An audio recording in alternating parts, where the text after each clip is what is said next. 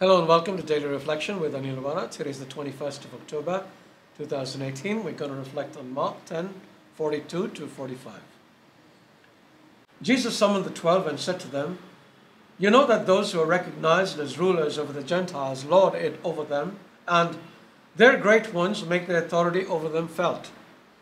But it shall not be so among you. Rather, whoever wishes to be great among you will be your servant.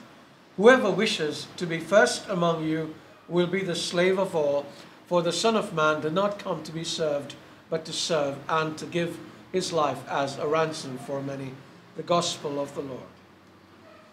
Ever since we are little, most of us are told we need to be first in everything, from studies to sports, and it is something that we carry forth through life. We want to be the richest, the smartest, the greatest. Now, healthy ambition, where we want to do the best we can and succeed in what we do, is not sinful. It becomes sinful when we believe it has to be at the expense of others. We see the apostles making this mistake too. Shortly after Jesus told them of the fate he was going to suffer, rather than be concerned about what was going to happen to him, they were more concerned about what was going to happen to them. And two of them, James and John, went to Jesus and said to him, "Grant us to sit, one at your right hand and one at your left, in your glory." When the others heard about this, they got mad. Why? Because they wanted to sit by Jesus' side in heaven. Jesus had to pull them all up. Now, he didn't scold them for their ambition. He understood we all have a gene for ambition. He told them how to attain the greatness they wanted. He said, "Whoever wishes to become great among you must be a servant, and whoever wishes to be first among you must be slave of all."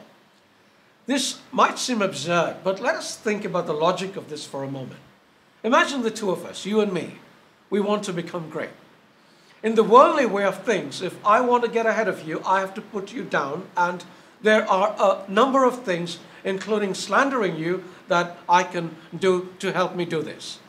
However, instead of putting you down, let us imagine that I raise you up instead. And you too, instead of putting me down, raise me up. What happens? Both of us rise without us having to cut each other off at the knees. Now imagine if a prayer group does that. What happens? The entire prayer group rises. Imagine if a parish does that. The entire parish rises. Imagine if a country does that. A country rises. Imagine if all of mankind does that. All of humanity rises. But it will take a lot of wisdom and a lot of education and a lot of practice before we start achieving it. But it can be achieved if only we remember what Jesus said at the end.